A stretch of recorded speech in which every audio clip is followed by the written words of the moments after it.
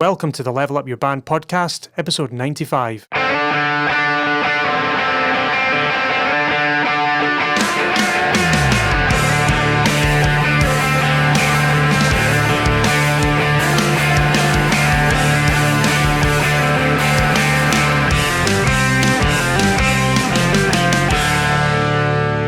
Hello, and welcome back to the Level Up Your Band podcast. My name is Gavin Patterson, and I'm here with Julian Pombo.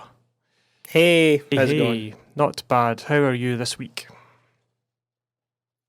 Yeah, I'm pretty good. I'm pretty chipper. A bit annoyed about. I'm because I live in Glasgow. I'm in local lockdown, so that's fun. I can't see anybody for 2 weeks.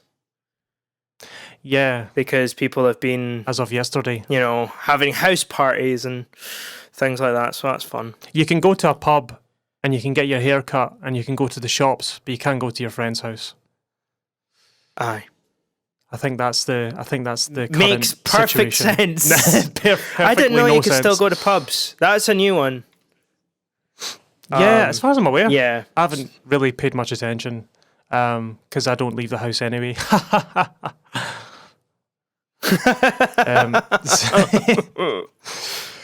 Yeah, I just did a Tommy Wiseau laugh. Yeah, man. Room reference. Anyway. Yeah. So greatest today, film ever made. This is probably your most anticipated episode. You're probably more excited about this episode than any other episode. This is the base one. I feel like I'm in my.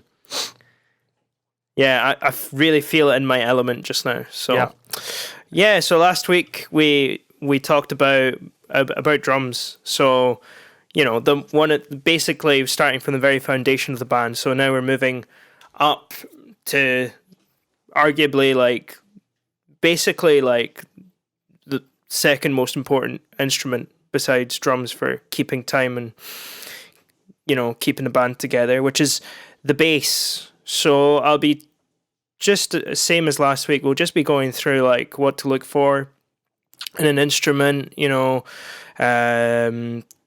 how to look after it, setting it up, playing it, all that kind of stuff. So we'll start with choosing an instrument.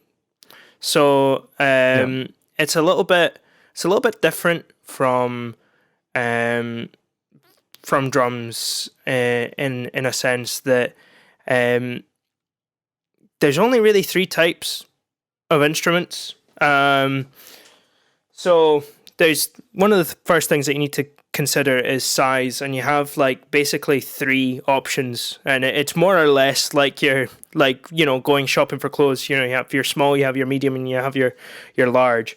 I don't have a medium scale bass to show you, but I have a short scale bass and a long scale bass. So here's an example of a short scale. I don't know if you can see all of that, but short scale bass tends to be roughly around 30 inches in length. So that's the length from where the string starts at the bridge all the way to the nut here. This one is a little smaller than that. It's about 27 inches, but 30 is usually the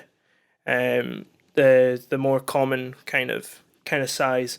And there's different reasons that you can get into for choosing these different sizes, because they all have their own unique sounds and unique pros and cons and things like that. So there's an example of a short scale bass and an example is a Hofner a medium? Yeah, I guess it. Well, no, because medium scale is about 32 inches. Your Hofner is about 30-inch scale. Where's the camera? Yeah, one of those. So there's another example of a short scale. You recognise this from said instrument. Beatles. And funnily enough, both instruments that we showed on there are German brands. So I don't know. It's just something about Germany just making small basses. Great podcast material showing to the microphone.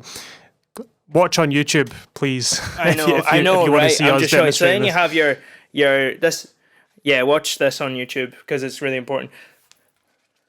So this is your, obviously it's getting blocked, but some of it's getting blocked by the mic, but this is your typical bass guitar that, run-of-the-mill bass guitar that you'll find, your long scale. Like 90% of bass guitars that you'll find will be this scale length, which is around 34 inches. So you're like, cool, all right,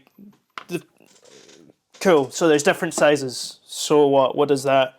Yeah. How does that impact me? It's two things. If you're small, you might want to play a smaller instrument. Right.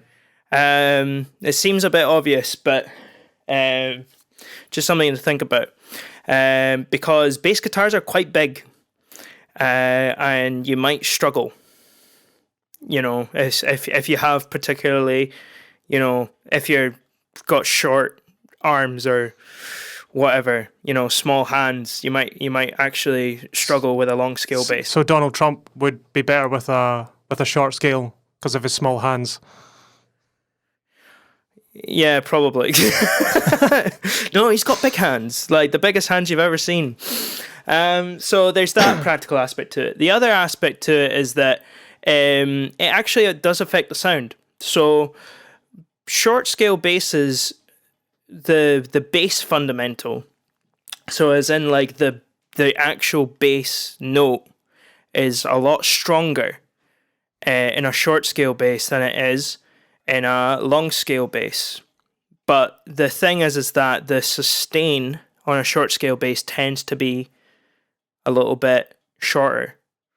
So your notes are a little bit more the attack on them is very much like boom, like it's there and then it's gone. Yeah. Whereas on a long scale bass, you can play one note and it lasts for Is that because days, of the string basically. tension? And they're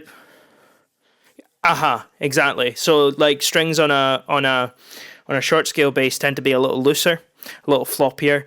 And just because of the string's a lot longer, basically there's more room for the other, harmonics to sort of ring out, which just gives the bass note a little bit, the string just a little bit more life. Yep. So a couple of things to think about. Generally, I would say that if you're buying a bass guitar for the first time and you're just an average Joe like me, 5'11", just run of the mill, then get a long scale bass and start with that. If you're looking for sizes. I've got a question. Yeah. So something you've not got written here actually. Yeah. My wee Hofner bass is a hollow body bass. Oh, and yeah. Yeah, most bass guitars you would see are solid bodies, like my Strat.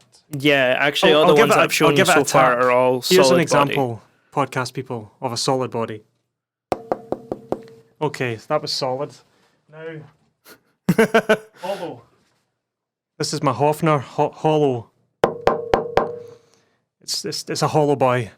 So what is the other than the Hofner weighs about the same as 5 feathers, other than weight? Yes. What is the point in having a hollow body or solid body bass? Well, it depends on who you ask, because I kind of have this written down later on when I'm going to talk about tone woods and things like that, and it kind of applies to the same kind of thing. Some people say that hollow-bodied basses sound a little woodier, if that makes sense. Sound a little more acoustic. I don't know honkier. How else to describe it. Yeah.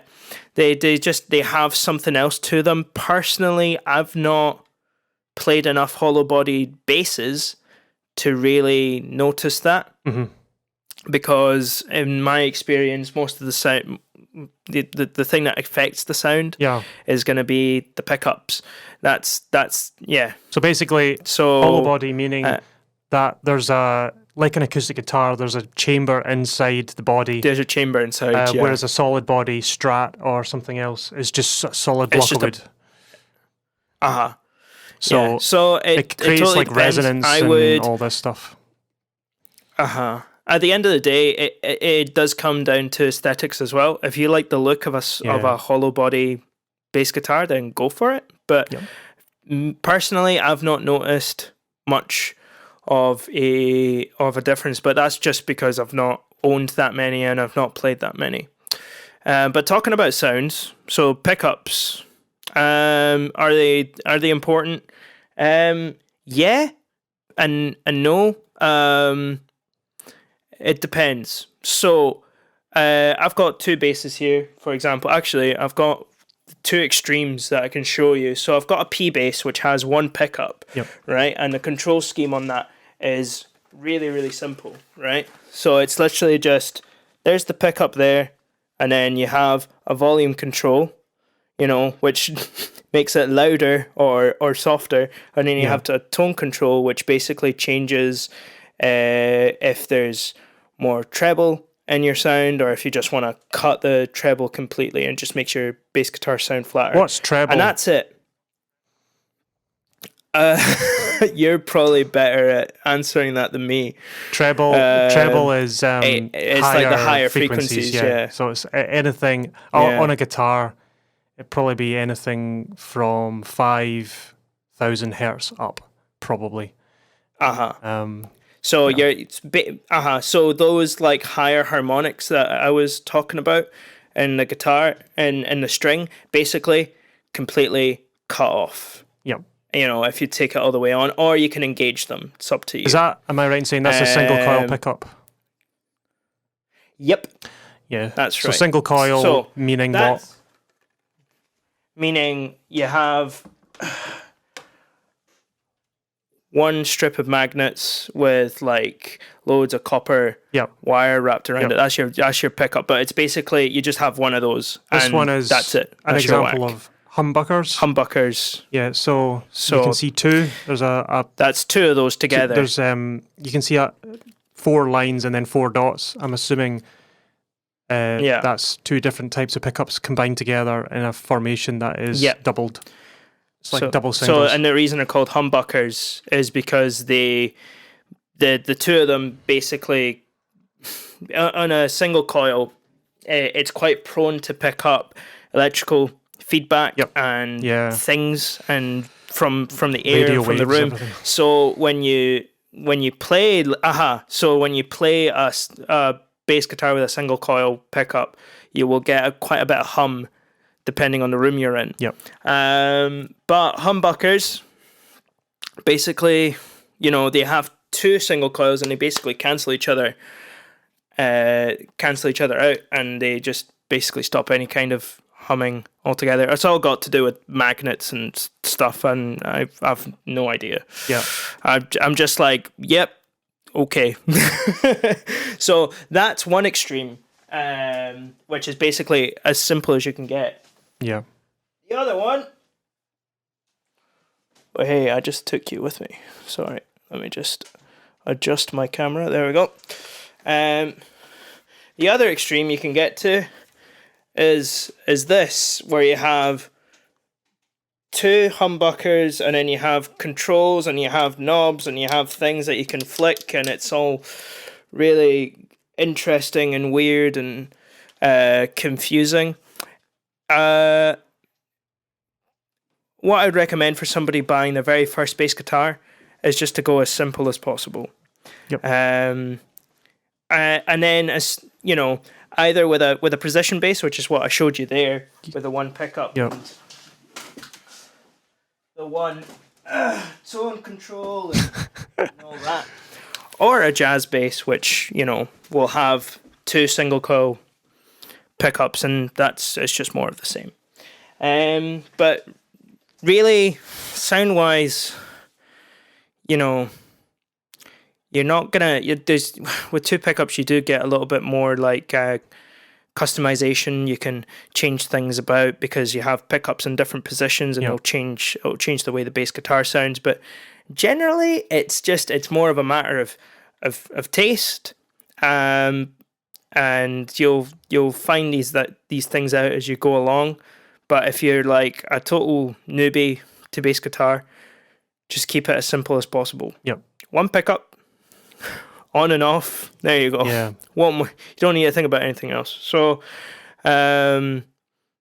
Sometimes you can get bass guitars with 3 pickups. Active and passive. And sometimes Sorry? Active and passive as well. Yeah, sometimes, yeah. Oh, I forgot about active and passive. We'll come to that.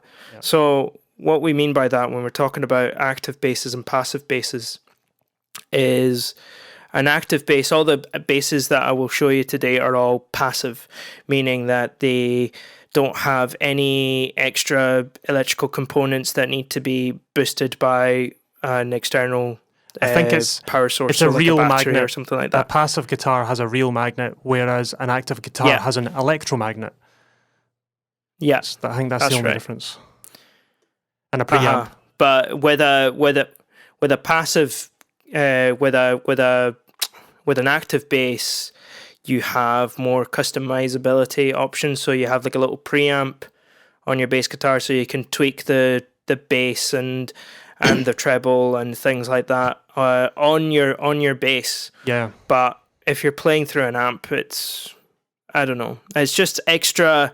It's an extra thing to worry about, and I personally don't like the sound of them because they just sound a little bit muddy. Yeah. But it's up to you, because some people really pull them off. Like what's his name, John Young. You know, he plays an Ernie Ball, active bass, and he sounds great on it. So it totally depends. Depends on the music. Talking about how things sound, we were talking about like hollow body instruments and things like that. So like, and this kind of ties in with tone woods. So what I mean by a tone wood is that guitar companies will sometimes sell you an instrument and they'll say something along the lines of like, oh, this bass is made with swamp ash, or it's made with mahogany, and like this basically changes the way the guitar sounds. Like swamp ash sounds brighter and mahogany sounds a lot darker, and a lot of it is like just complete mumbo jumbo. It just controversial. It's up there with what you call it, like it's up there with like homeopathic treatments and things like that. It's up there with like Reiki, in my opinion. So it's the total opposite from drums then, because the woods on drums are vitally important, and something that I never even mentioned that on the last episode. Yeah. Because the thing about a drum is that it's an acoustic instrument. Well, exactly. You know, you hit it, and like, it's true that certain woods resonate in different ways, but I'll add, the reason I didn't mention it was because I like to I don't care what the wood is. If I hit the drum and I like the sound of it, I just pick that drum kit. It so happens that the kit I use is 100% maple kit. And I didn't go, I only want to try out maple kits. It was just, I went into the drum store and I went, bang, that sounds cool. Oh, it's a maple, right? Yeah. Next time I buy a drum kit, I now know that the drum kit I've been using for 10 years was a maple. That's the only thing I would say about that. Aye, yeah, and to be honest, I kind of agree with you. Go in, if somebody starts talking to you about tone woods, just basically just like, yeah, okay. La la la la la. Yeah, just be polite, but completely ignore them. Yeah, Unless you're going in to buy an acoustic bass, an acoustic guitar or something, in which case, then yes, like the wood will make a difference. But on a bass guitar, it won't really make much of a difference. At the end of the day, it's mostly aesthetic. Like, for example, I prefer, like, with the exception of my German bass, which has like an ebony fretboard. All the other bass guitars that I have maple fretboards. Right. Why? Because I just like the way that maple fretboards look. That's it. Yeah. You know? So, yeah, I mean, do your own research, you know, and if you have come across evidence that tone woods do make a difference, please send it along. because I'd like to read it. But from what from my personal experience, I've not noticed any kind of difference at all. It is mostly just some woods are brighter, some woods are like lighter, and some woods are darker, and that's it. Yeah. You know? Yeah. Some woods are lighter, as in like they weigh less, you know. So, and some woods are cheaper, some woods are more expensive. You know, so it doesn't really matter. Yeah. So next thing I want, brands. Yeah, that's another one to is to sort of it goes with tone woods, because like it's the other thing that people will try and sell you is they'll go, buy this Swamp Ash American Fender. It's really good. It's really great. You know, you'll love it. So with brands, brands are generally a good place to start. So you're generally safer buying an instrument which is made by somebody that you have heard of 90% of the time. So buying a Fender bass, you're like, cool, okay, I know exactly what I'm getting. Kind of. That's fine, no problem. Kind of. Whatever. But the thing to be careful with brands is that a lot of the time when you're buying a bass that is made by one of these really old established brands like Fender or Gibson, yep, and in some cases a Yamaha, I guess, and Ibanez, and you know, people like that, Ernie Ball. A lot of the time you are just paying for that name, so you need to be really careful. You know, don't just go into a shop and be like, yeah, don't just go in and be like, yes, the Fender Precision bass, I want that.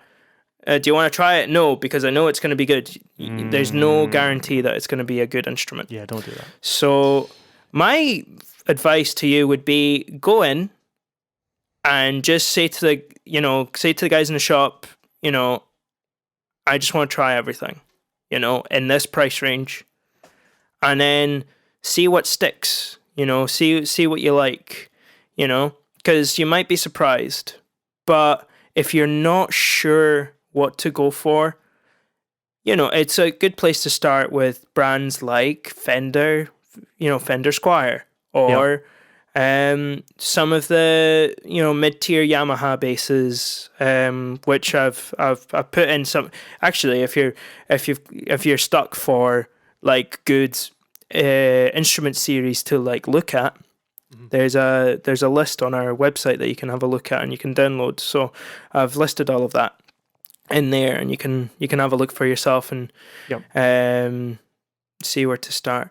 But that's kind of where I am on brands. I've got like one of my favorite basses of all time is basically just the Toman in-house brand Harley Benton, and the bass cost me about £90, and it's an absolute beast.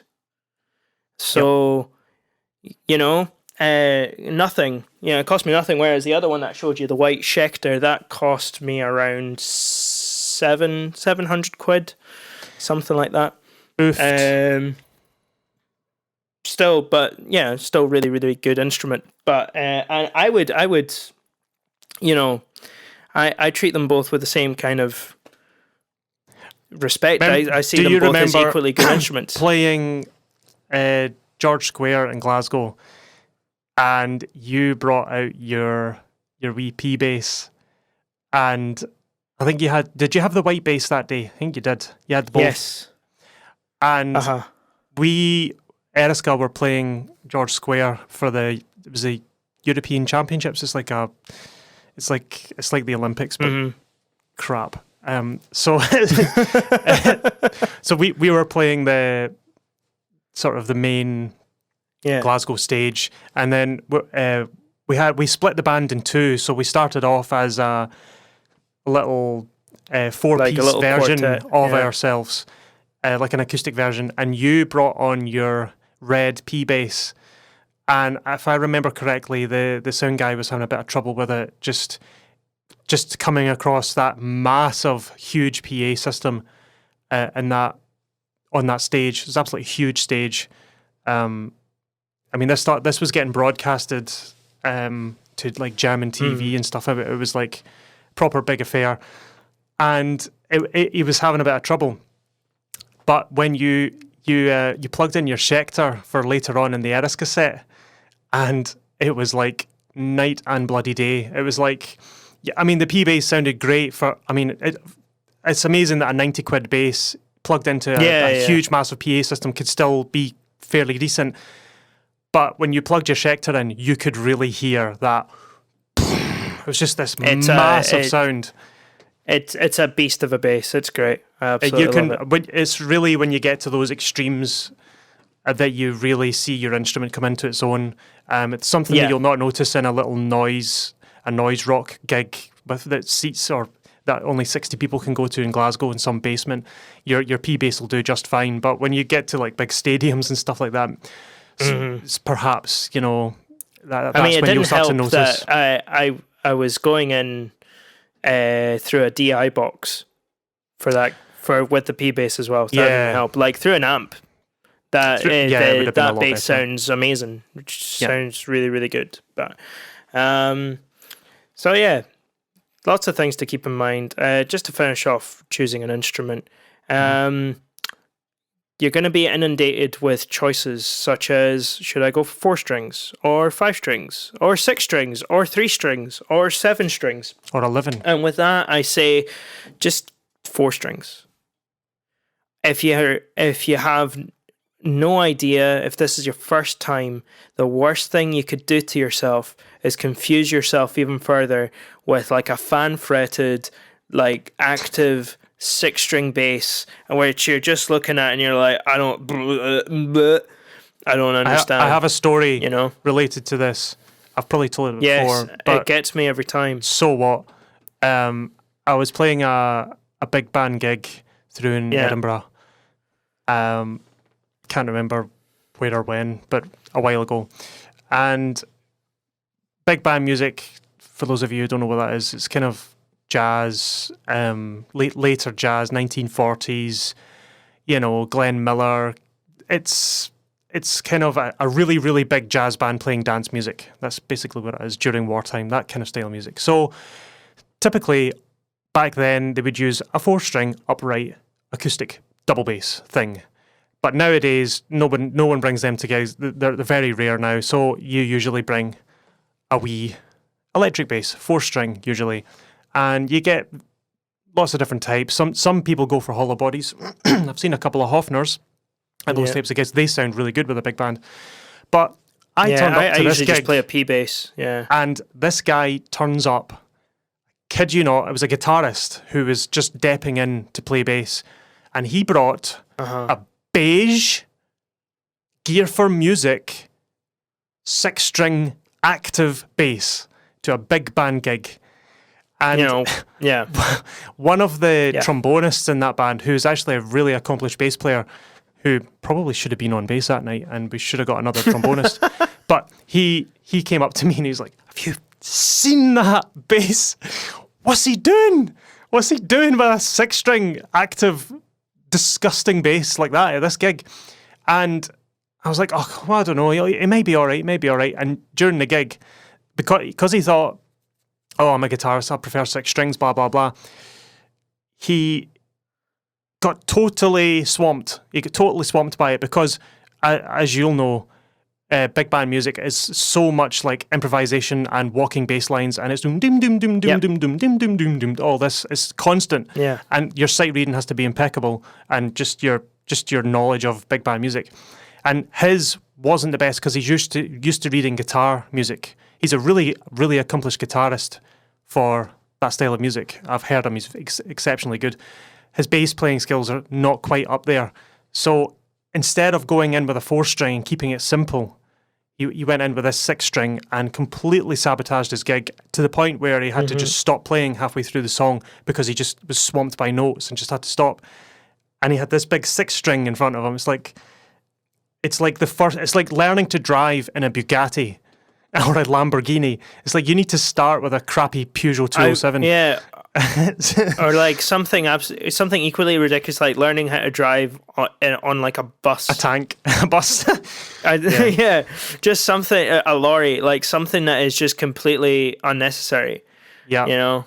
So that goes along. Right. Just keep it simple to begin. So is that keep it simple, stupid principle again? The KISS principle. Yeah. Keep it simple. Start simple. And I've played 5 strings, 6 strings. I've tried them all, and the thing is that I've found that just 4 strings is enough.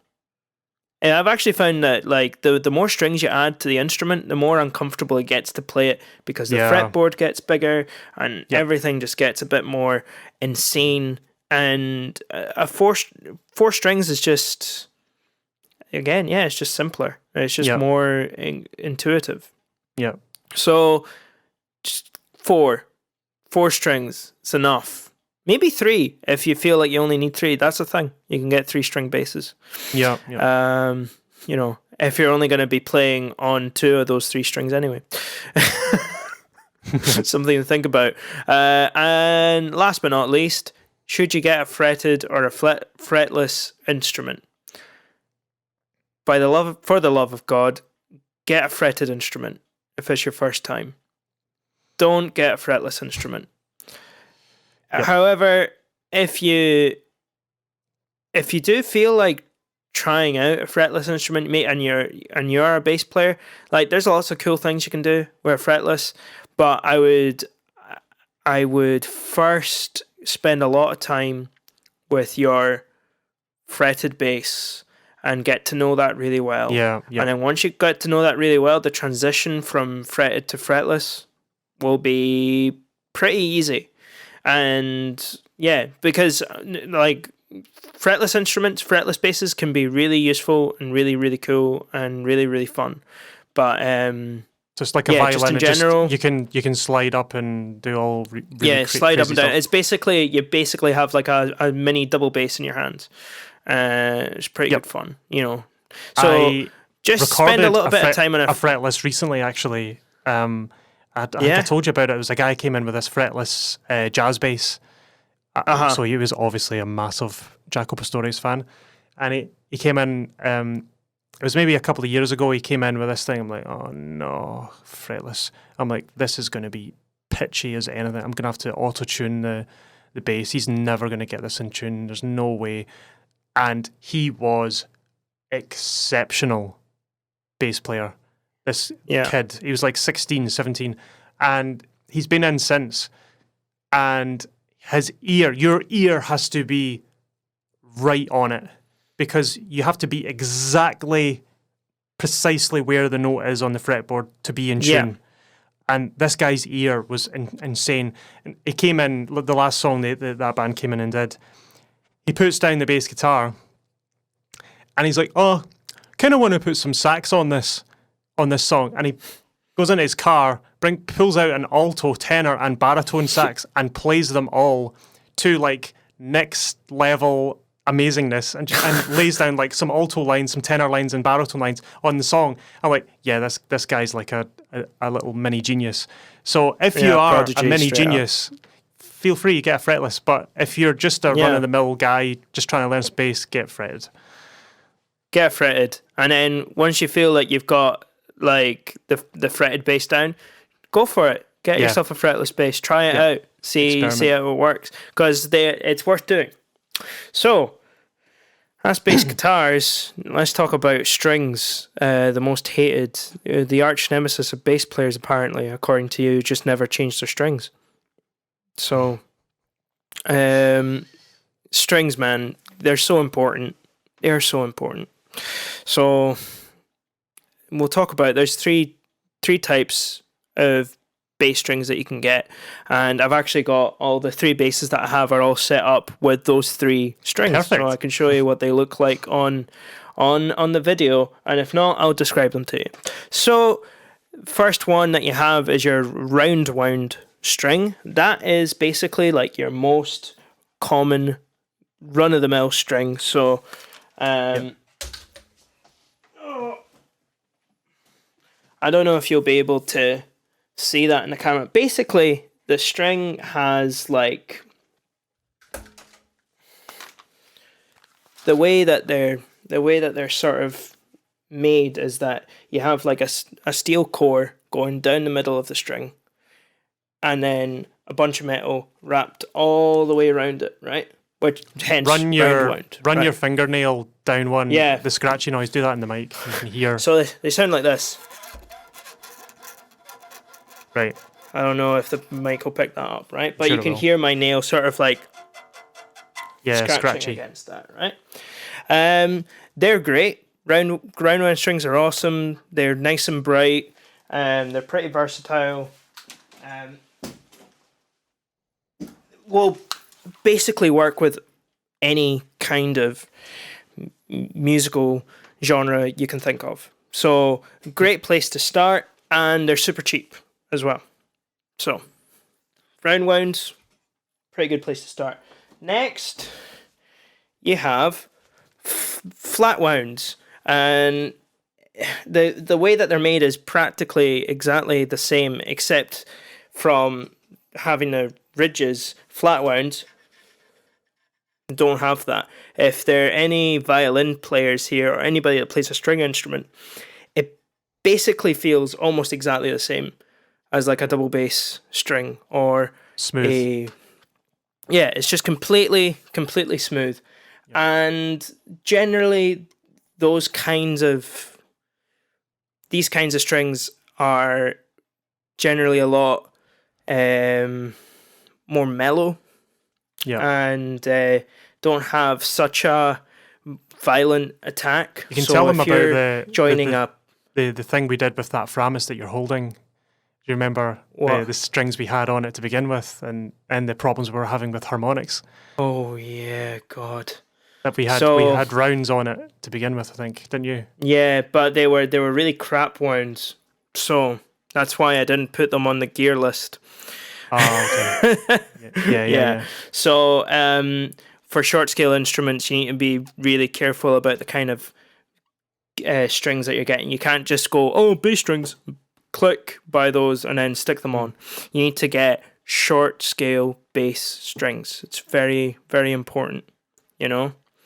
And same, because they'll be made a specific way and they'll have a specific tension to them. So, yeah, the strings that I had on this before were like roto sound short scale strings, and holy moly, like the worst strings I've ever played on in my life. Just the whole instrument was out of tune with itself. It was weird because like the fundamental note was fine, but the harmonics around it were all completely messed up. Yep, they were out of tune and louder than the fundamental. Yeah.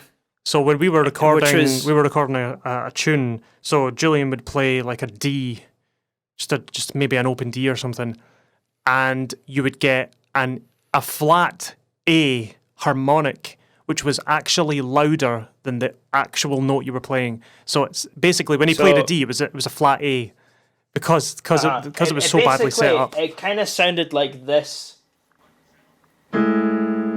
Every time I played an A. Yeah, or a D, like, yeah.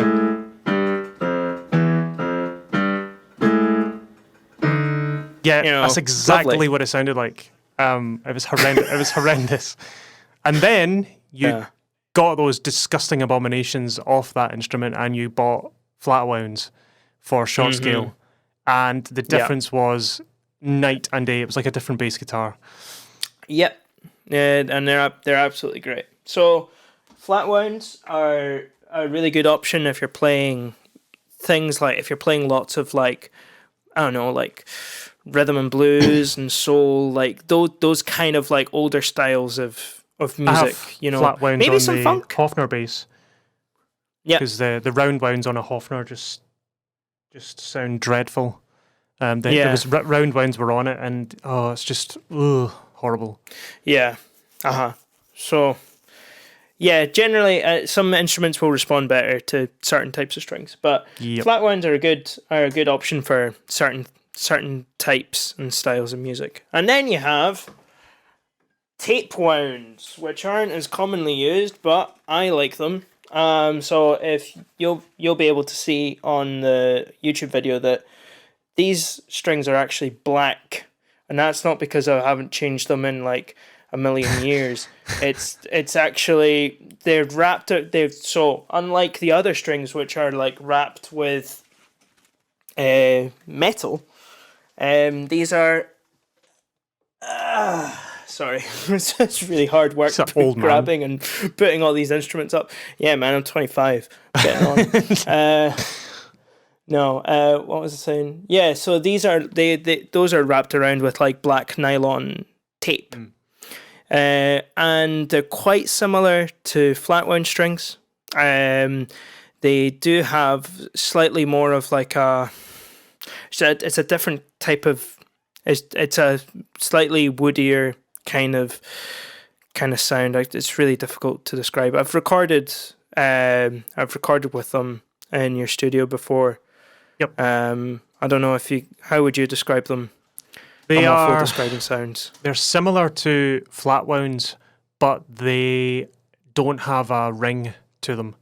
So what it's like is, see a good way to describe it actually. See the sound of a Fender Rhodes.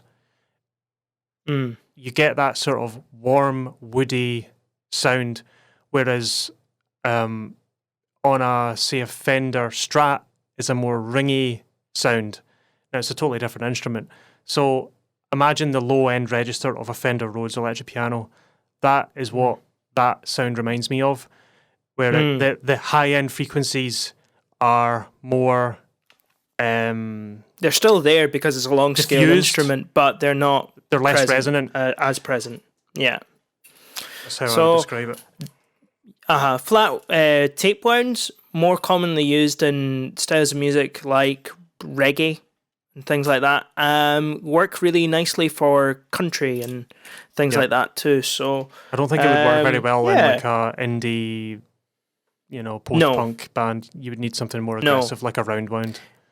Exactly. So it is all like that. What I said there. Choose what's right for you, your instrument, and your music. So. If you're playing punk, don't buy flats. Don't put flats on your P bass. Get some rounds on there. I've got a question that I saw once on somewhere. Do you ever boil your strings? I've never done that, but it does work. So is that you take the string, you've used them for like 6 months, you take them off the bass, you put them in a pot of boiling water and then boil them. And then dry them and then put them back on the bass. Is that for people that can't afford new strings, basically? No. So, yes and no. So boiling your strings is a really good last minute fix. Say I'm going in to record and I don't have any money and bass strings are expensive, which is just the truth. They just are. It's good strings anyway. How much, roughly? Set a round wounds for a long. Decent strings. Round wounds, 20 quid, 22 quid. Yeah, that's for like mid tier, I would say. I wouldn't spend more than £40 on a set of strings if you can help it. It's dearer than electric because guitar. At that point, it depends on the type of string. Because at one point, they are just ripping you off. But like around HDMI 20 cables. Quid, so around 20 quid is enough. It's definitely shop about and try some different things. Like I bought a set of Fender flat wounds for like £13, and they were awesome. They're really good. I still have them. I sometimes put them on my P bass, and change them in and out. But I'll come to that in a minute. But yeah, so choose the right type of string. We're talking about boiling strings. That's right. Sorry. Yeah, boiling is very much like a last minute kind of thing. So I'm needing to go in to record. I don't have enough money to buy strings. So something that I can do last minute is boil them. It makes them brighter. It does clean them. Right. But will only really last for about 24 hours. Oh, okay. And I wouldn't boil them more than once. No. It's very much like a very last minute fix. So like definitely an option. Yeah, exactly. Or just a little bit of links before you leave the house. Yep. It's good for like meeting up with somebody for a wee while, but like for the whole day or for the rest of your life, don't do that. It's a bad idea. Exactly the same as that. Yeah. Never. So changing strings. It's a little bit different from changing guitar strings. I believe that guitarists change their strings like. Basically, as soon as you put on your last E string, you've got to start changing your first E string again. Yeah. They rust as soon as you put them on the flipping instrument. So my general rule of thumb for me is roughly around every 3 to 4 months. Depends how much I'm gigging. Obviously not gigging a lot right now, so I don't need to change my strings for a long time. I'm still playing them, so I suppose that does make a difference. But I'm playing them in my house, where I'm not sweating my balls off and playing really hard all the time. So it totally depends. If you're gigging a lot and you're going to lots of places and you're playing rounds, this is more specifically for round wound strings. Change them every 3 to 4 months. With things like flats, you can they can kind of keep them on until they start unwinding or they start getting rusty. Then you can change them, really. Let me just have a look. Because it tends. You restrung this Hofner. When was that? That was over a year ago. Yeah. Well, maybe over a year ago. 2 years ago. It was 2 years ago. 2 years ago. Right. I haven't changed these strings in that entire time, and there's not a drop of rust on them, and they sound as good, if not better, than the day they went on. That's flat. Well, that's the thing. They will sound. They sound warm. They age really nicely compared to round wound strings. Round wounds will just get flat and sad and a bit So yeah. It totally depends. And you can with flats and things like that. If you feel like changing them out for example, I have my P bass strung with tape wounds at the moment. I still have my old Fender flat wounds, and if I feel like this gig that I'm playing could do with those flat wounds, I'll just restring it with the flat wounds and I'll play it with the flat wounds. Yep. And there you go, sorted. So. Cool. Yeah, that's strings. Please buy strings, bass players. Yeah. If you're going into the studio and you come in and your bass has rusty strings, just turn around and get in your car and drive to a music shop and buy some strings and then come back and record. Because I ain't opening the door for you. Exactly. It's like you only have to change them every 3-4 months. Although to be fair, I do change them right before I go into the studio as well. Right. So if I'm like recording and I know I'm using rounds, I will change the strings straight up, or just change them, because I want them to sound as fresh as I want the bass to sound as fresh as possible. Yep. On recording, Makes sense. So, cool. So next thing that I think is very important that people sort of pass up is setting up your bass.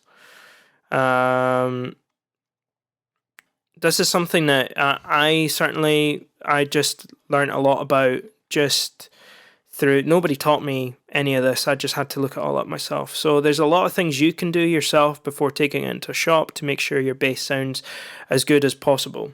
So thing number 1, I'll show you on the P bass because it's probably the easiest one. One of the things you can do is a lot of your setup will come from, if you're on YouTube, you'll be able to see that, your bridge, right? So a couple of things you can do with your bridge. Thing number one is set up the radius of your bridge to match the radius of your fretboard. So what I mean by that is that your fretboard has a slight curvature, very, very slight. Some instruments more than others, and that's just something that comes from, it's just something that's been inherited from like back in the day. Oop, my camera has fallen down again. Oopsie, sorry. Right, there we go. That's a bit better. So yeah, that's just something that's been inherited from back in the day, from like double basses and string instruments from that time. If you actually have a look at a double bass, the fretboard is totally, it's like a big old hill, right? And that's just something that's just sort of, it's just come along with it, right? It's not as extreme on a bass guitar or a guitar for that matter, but it's still present, it's still there. So that's one thing you can change, is just adjust the height of the wee saddly bits right there of your. So it is the same distance guitar on each string. No, yeah. So distance it matches the radius of your fretboard. So it's got little legs that you can adjust with an Allen key, so you can set up the height of them and just play about with that and try and match it as best as possible. Just a rough estimate. Just eyeball it. So that's thing number one. Thing number two that you can do with your bridge is obviously set the height of your string. So you can check that by basically, this will affect the action. So you can check that by getting a capo. I know, right? Crazy. You get a capo, you stick it on the first fret, bang, like that, and then with one of your fingers, you fret the 16th fret, and then you basically just check the space in between your. No, this isn't to check your actions, this is to check the relief of your neck. So, so basically you're looking at the space in between the neck and your E string, right? And you kind of want enough of a space, roughly. I wrote down here 2p coin, but that's absolutely rubbish. Basically, you want to be able to fit some kind of like credit card or business card down there, and it should be quite snug, right? So you obviously won't be able to see that, listeners, but like I'm sticking it in behind the strings, round about like the 5th fret, and it's just sliding in, right? I'm not having to force it in; it's just sliding right in. So that's something to check. That's to check whether your neck is basically bananing out like that, or if it's going too far back. So you can adjust the truss rod to move and change the relief of your neck. That's if you're feeling brave. Right. Because truss rods, generally, I wouldn't play about with those unless you really know what you're doing. I saw a Squire jazz bass once. There was a guy who came in with a Squire jazz bass, and it not only did it banana, it also corkscrewed.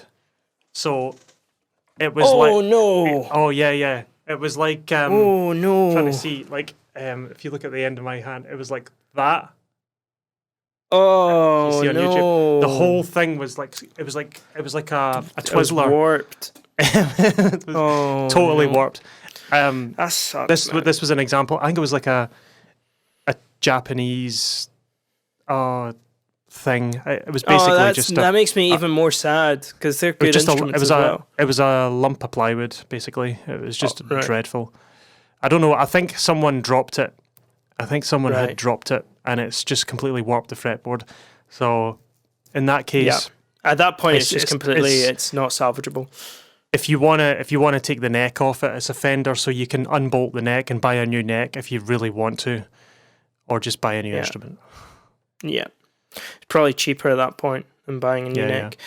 But yeah, so that's a couple of things you can do. You can also set the intonation, right? So we talked about that really briefly in like a really early episode, ages and ages and ages ago. But basically what you do is you tune up your E string and then you fret on the 12th fret and you play your E. And basically what you want to look for is that E still bang on in tune, right? Yeah. And if it's not, if it's sharp, you make the string a little longer, right? So you can do all of this with like tools you have in the house. You just need a screwdriver. And bass guitars come with like all the Allen keys that you need for all the different parts, right? So no excuses, right? They've thought about this, right? Yeah. So you can just use a screwdriver on the bridge to basically lengthen the length of the string, tune your E string back up again, play it, check the 12th fret, and you basically want to get it so like when you play on the 12th fret, it's your E natural, like no fretting, and then on the 12th fret, they're basically both exactly the same, bang on in tune, no issues. And then yeah, so those are like really, really basic things you can do. That last one is the single biggest problem I see every single time a bassist comes in, is the instrument is never in tune with itself. So you tune the guitar, the open E, the open A, the open D, and the open G, and it's all in tune. And then as soon as you put your finger down in the fretboard, it's out of tune. And that kind of stuff can be sorted at home. And you get some people who go, "Oh, I didn't know you could even do that. I didn't even know that was a thing." Why do you think? Yeah, I know. It's like changing the oil in your car. It's crucial. It is crucial. There's another thing I forgot about, but do you remember last time we were talking about straps? I think you were talking about setting up your toms at different heights and things like that, and it was like the fashion to like play like Lars Ulrich back in the 80s, have your toms way up here back in the 80s exactly. So with setting up your strap, right. Give me a second. I'm just going to show you. There's two ways you can do it.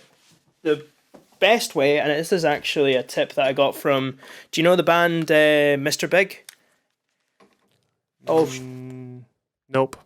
Goodness sake.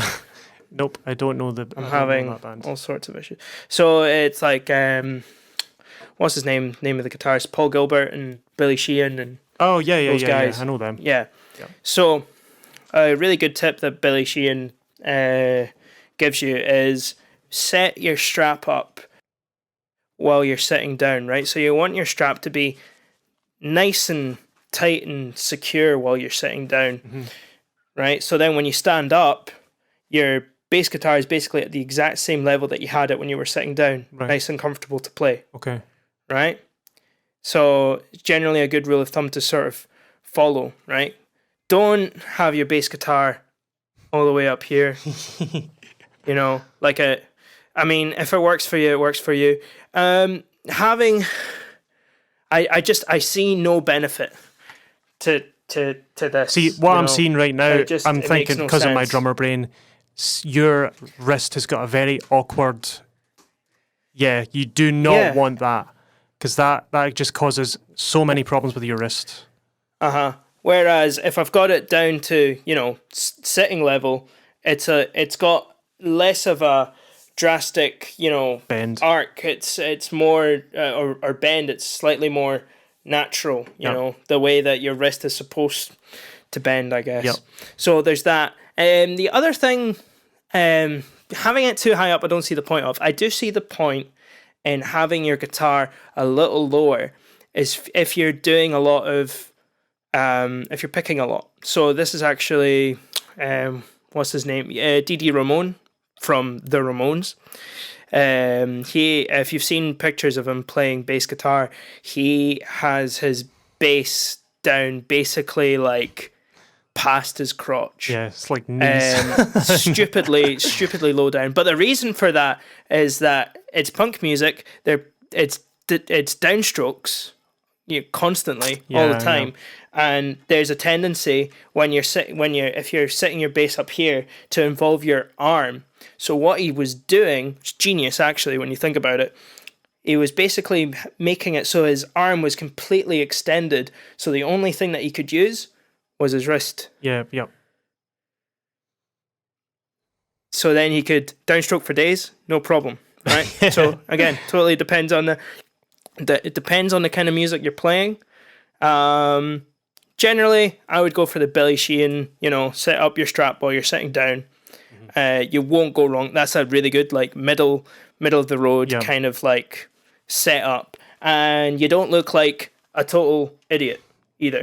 I feel no shade thrown to bass players that actually enjoy playing like this. If it works for you, it works for you. But I just don't understand it. So that's a little bit about setting up your bass. However, there is another element to bass playing, and that is amps and pedals. So I have a couple of things to say about them. First of all, I kind of wrote these in a really weird order, but I should have had this one here at the start. First, should you buy a head, like an amp head and a cabinet, or should you buy a combo? And the thing is that I'm going to give a really not helpful answer at all. It depends. With a head and a cab, you're generally like spending a little less money, and you can get more powerful, louder options with a head and a cab. However, it is more things to carry around, but because we live in the 21st century, you can get smaller, compact heads, like the one that I have, the TC Electronic, the BH250, which is a 250 watt solid state amp, and absolutely it rocks. It's really good. You can stick it in your bass case. So yeah, mate. I used to stick it in my backpack, right, with my laptop to go to uni. Yeah, it's tiny. Every day. It's like it's absolutely tiny. It's only just a little bit bigger than a DI box. Yeah, yeah. Actually, yeah, it's crazy. So there's that. With a combo, they're a bit heavier, they're a bit bulkier. They're good to have in the house, and they're a good starting option. But generally, if you're going to be serious about bass playing, just get a head and get a cab. And again, there's suggestions there on our website. Yeah, go to www.levelupyourband.com and you can scroll down, and there'll be a little sign up option for free downloadables. We're going to make some lists of stuff, just suggestions. We've already got one up as of yesterday of recording this, of our recommended gear. So you can become a member on levelupyourband.com for free and get some free downloadables and PDFs that we will release over the next however long, indefinitely, hopefully. So yeah, make sure you do that. So you can actually have a look at some of the gear that I use is there. But there's some good combos that you can buy. There's some really nice, like the Orange Crush 25. It's a pretty decent. Yeah. Is it 25 or is it 50 or 30? Well, the Orange Crush amps are a pretty good place to start.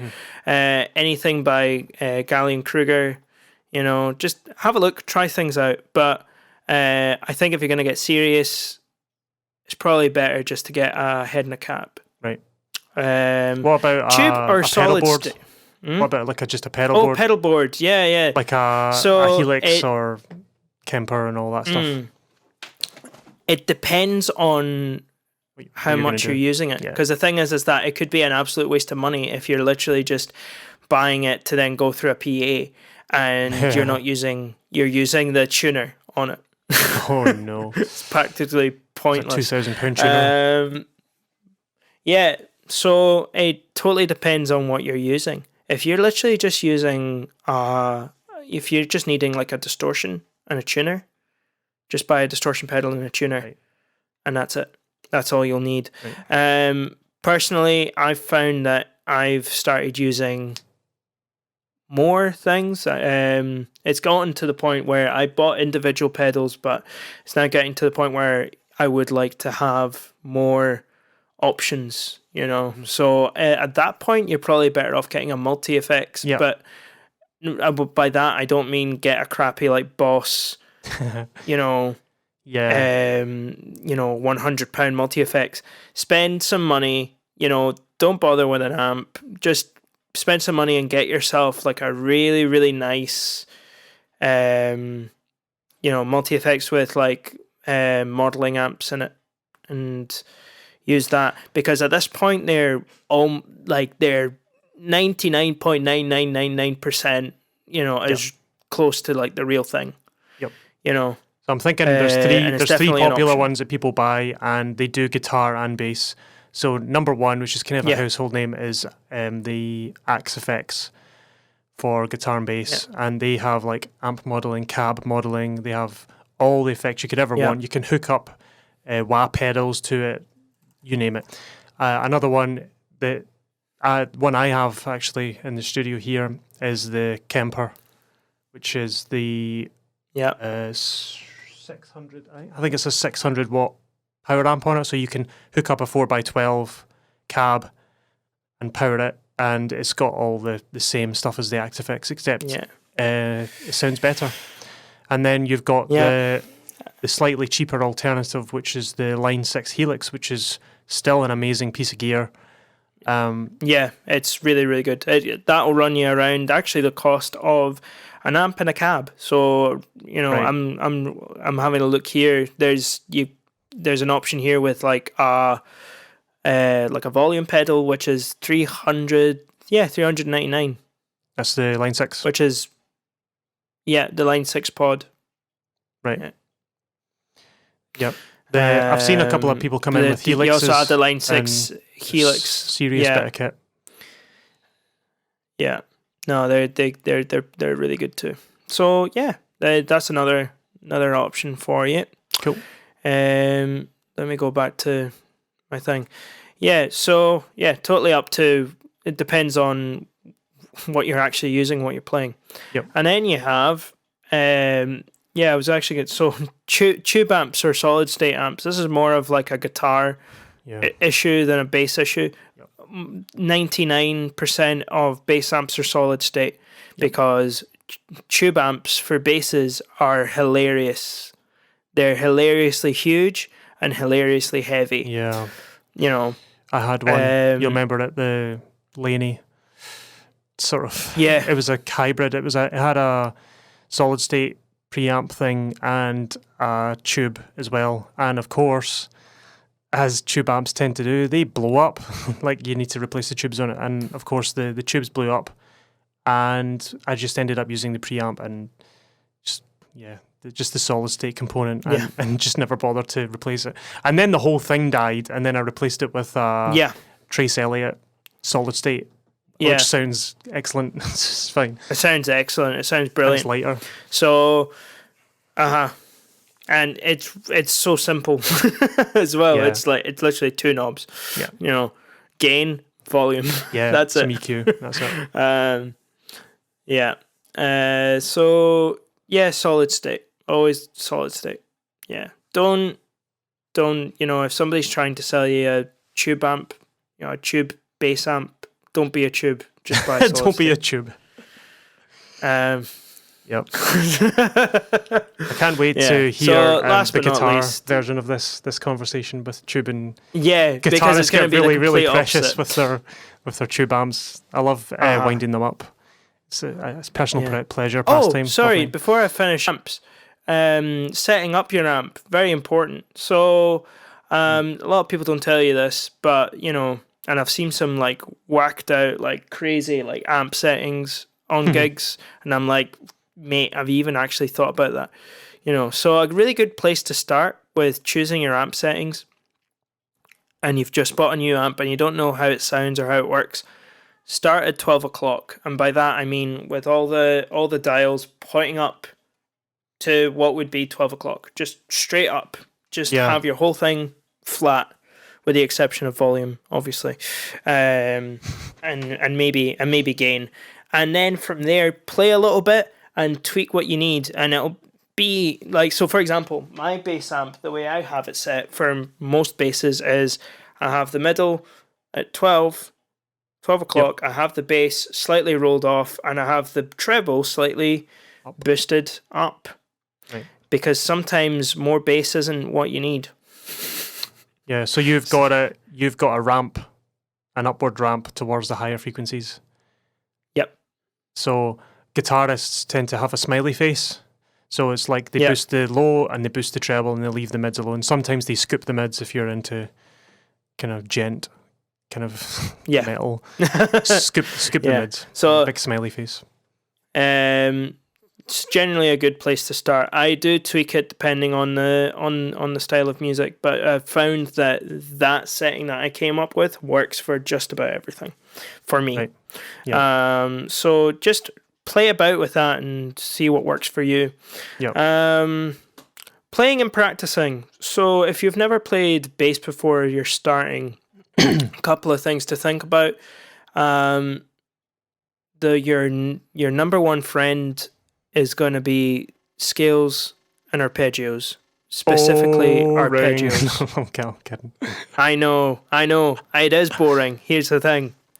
It is boring to start off with, but especially arpeggios. Learn your arpeggios. Learn different types of arpeggios. So not just, learn different extensions, like your major nines, Oh. And what else could you do? You could do minor nines as well.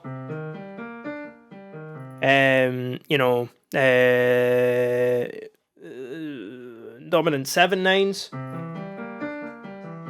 Things like that, and go up and down, different keys, and do that slowly with a metronome. And the thing is that before you know it, you'll have gained like a ridiculous amount of mastery over the instrument, and you'll get to know your fretboard really well.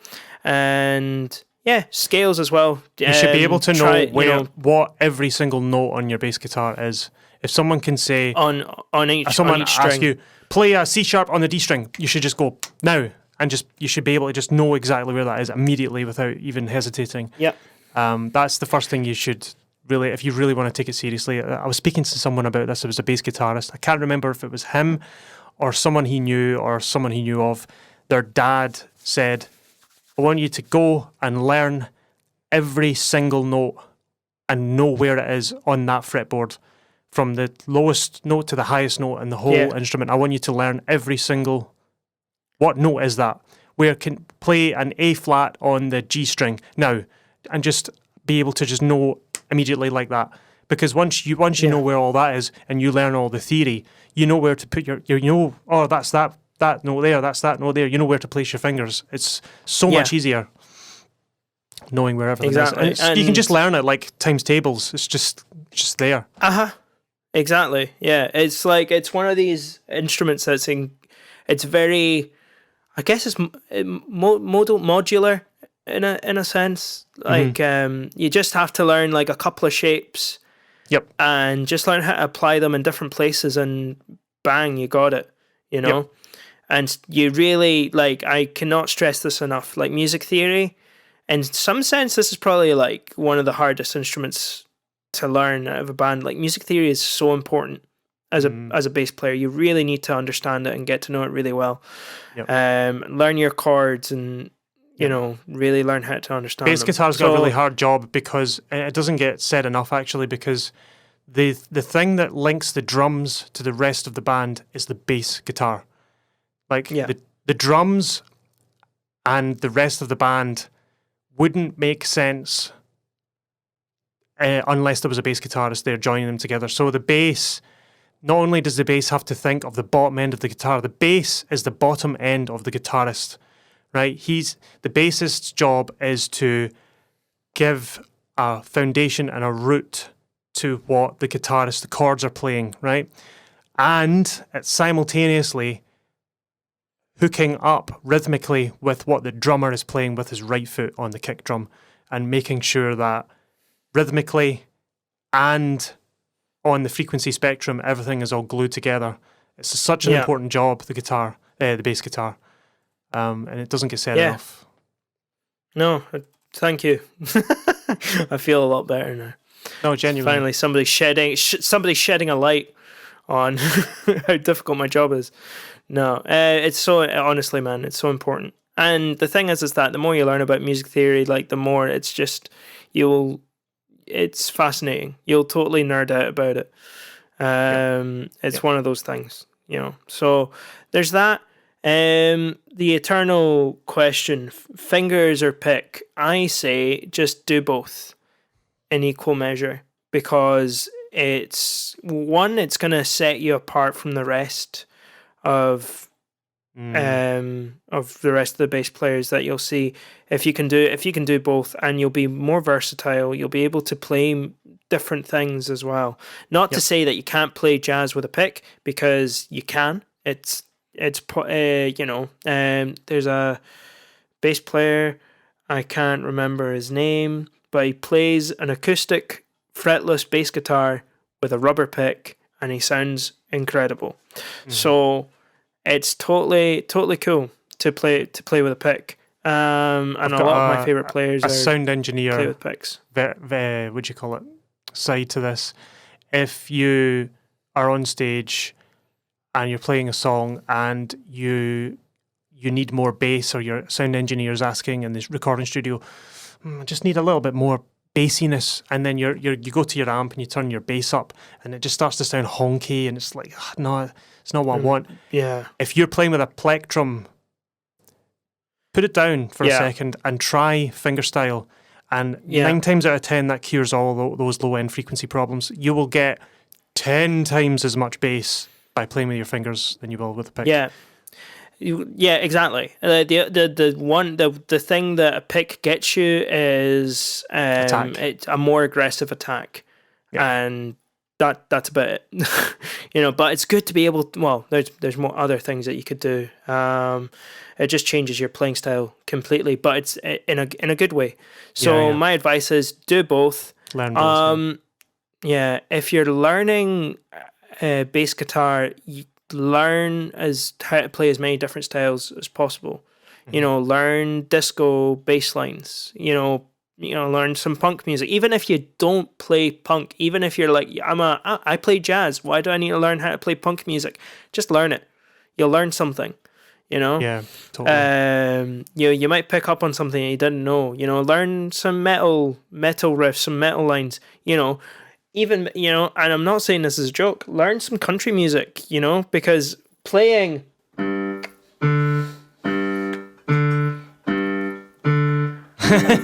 you know, over and over and over again in time is, you know, it's really like it's harder than people think it is, you know? Yeah. It really is. It's really, really, really important.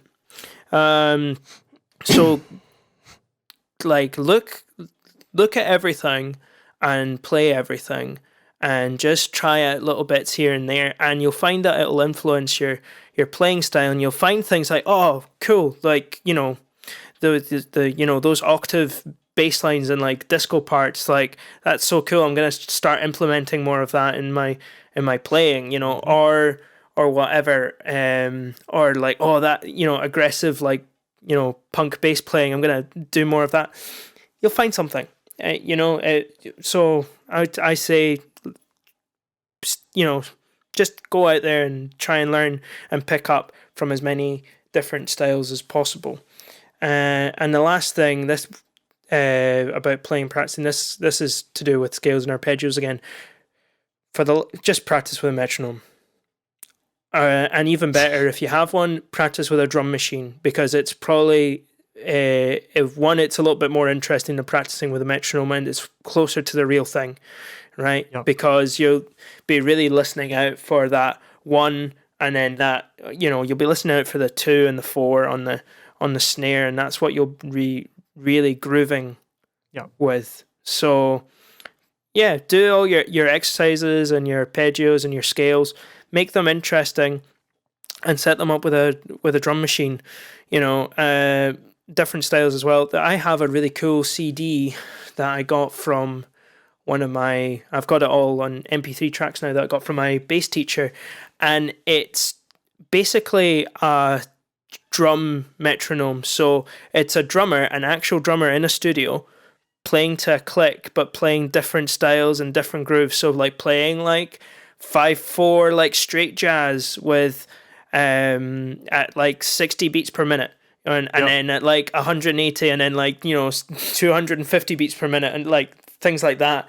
And it's can be really interesting to practice things and our scales and arpeggios and whatever, and listening to the drums and trying to lock in with the drums. So really important. Very last thing, I do get a bit sad when bass players just don't know any bass players, or they'll be like there'll be one bass player that they know, and that's it. So this is my personal recommendation of bass players to listen to, and a lot of these bass players you will have listened to without realizing. So first one being Jamerson.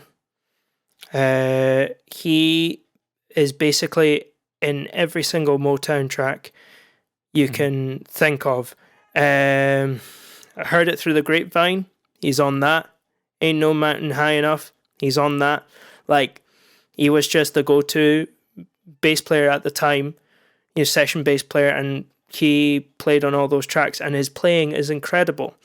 And on top of that, the thing that's really frustrating, he didn't even use two fingers like that. He just used one little finger, and that's how he played all his bass lines. So, and the bass lines that he's playing are absolutely ridiculous. So, Jamerson, really good start. Mike Dirnt from Green Day, absolutely phenomenal bass player. Like one of my personal favorites.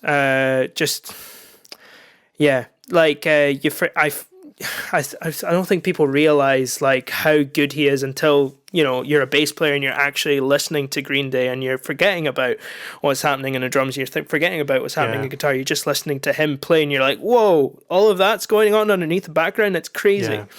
So Mike Dirnt's a really good guy to listen to. Carol Kay played on a lot of like music from like the early like mid 60s as well. So Simon and Garfunkel, Bridge Under Troubled Water, like a bridge over troubled water. Sorry.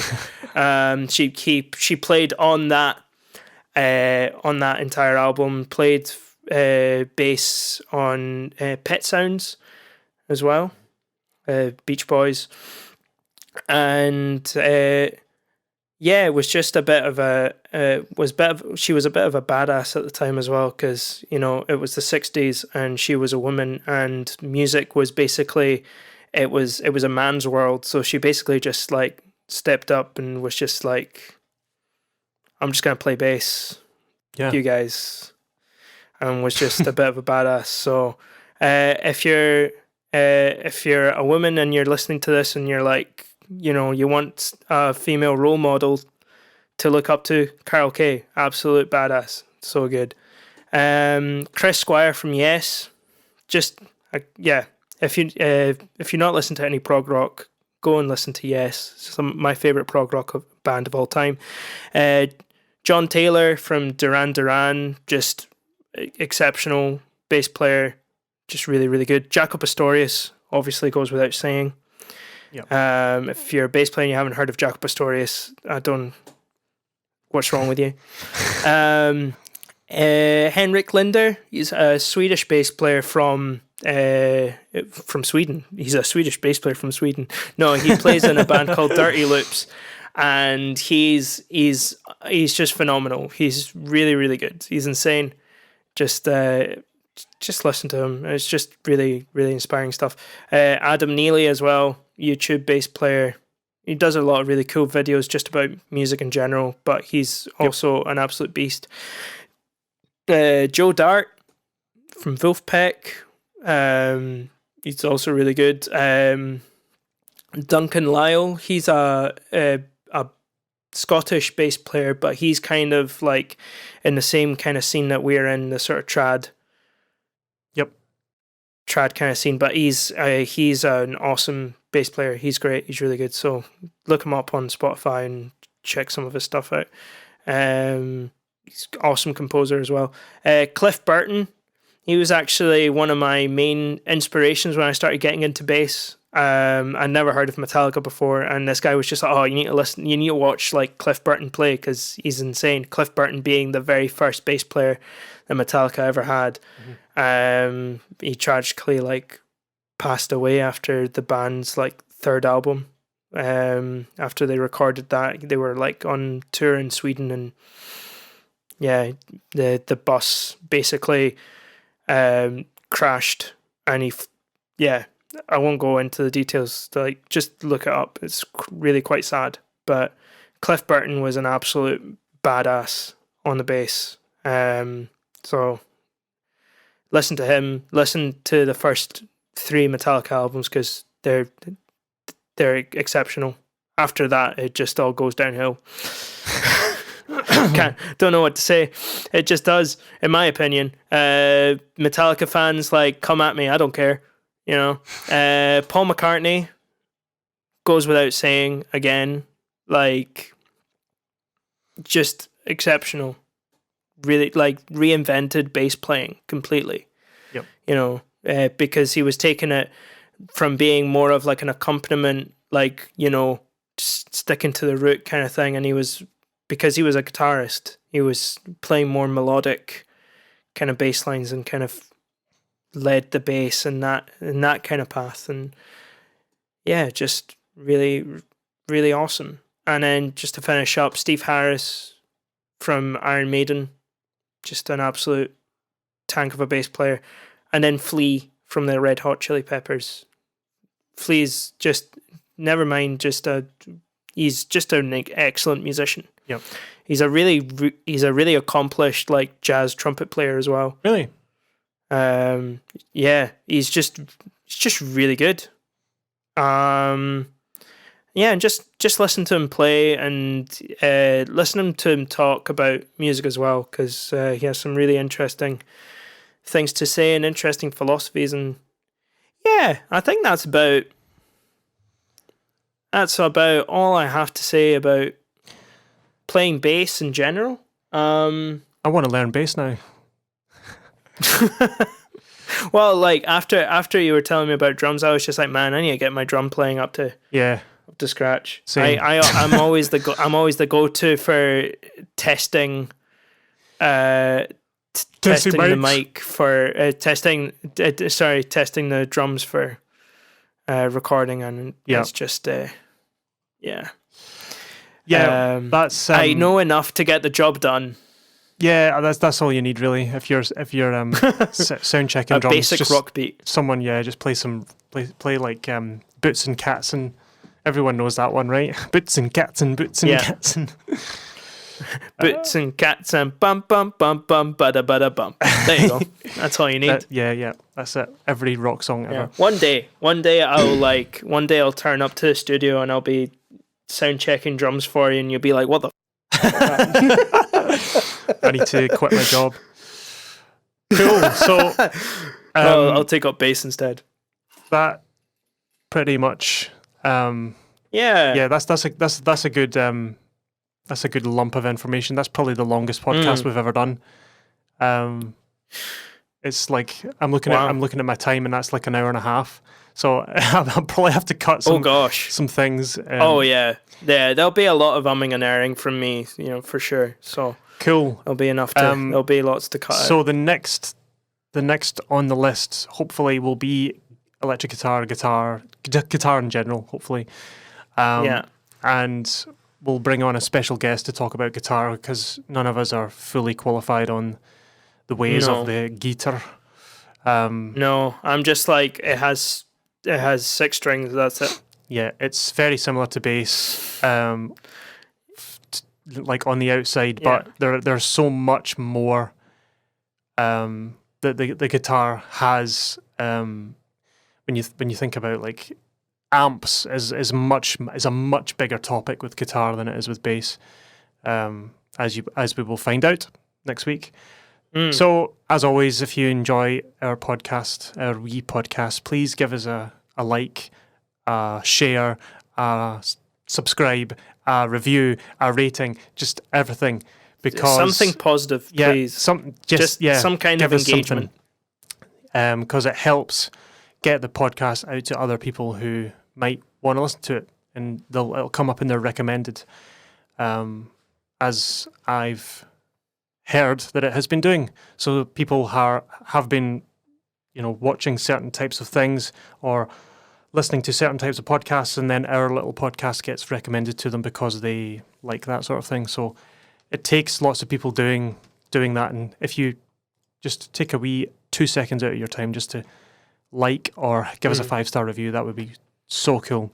And if you want to become a Level Up Your Band member, you can go to our website, www.levelupyourband.com, and you can sign up for free, and we will be sending you access to free downloads of PDFs, things like, at the moment, we have up our recommended affordable gear list. So this covers many, many different things. It will be updated just through time. We've got like a base, like foundation one up just now, and I'm probably going to add some stuff to that. It'll change over the course of time because that's just how life works. But it'll always be there. So if you sign into your account, the latest version will always be there, and you can download it and have a little look. If you're browsing for guitar amps and you're not sure what to get, you can have a wee look at our sheet and see what we suggest, like drumsticks, drum heads, you name it. Bass strings. Yeah, just thought it would be a good idea just for folks to just have a little reference guide to just help. Like, what kind of microphone should I buy? What kind of cable should I buy? Blah, blah, blah. So just a little resource, and we're going to have lots more resources coming on the way. And if you've got any suggestions, any things you're uncertain about, give us a shout. You can reach us at Facebook or YouTube or Instagram or our own website. You can email us. We're everywhere. Carrier pigeon. You can send a courier. Probably. Yeah. Here, got something I'm supposed to deliver. Anyway, dead drops, whatever. So, once again, hope you're all doing well and have a fantastic week, and we'll see you next time. Bye bye. Right. Bye.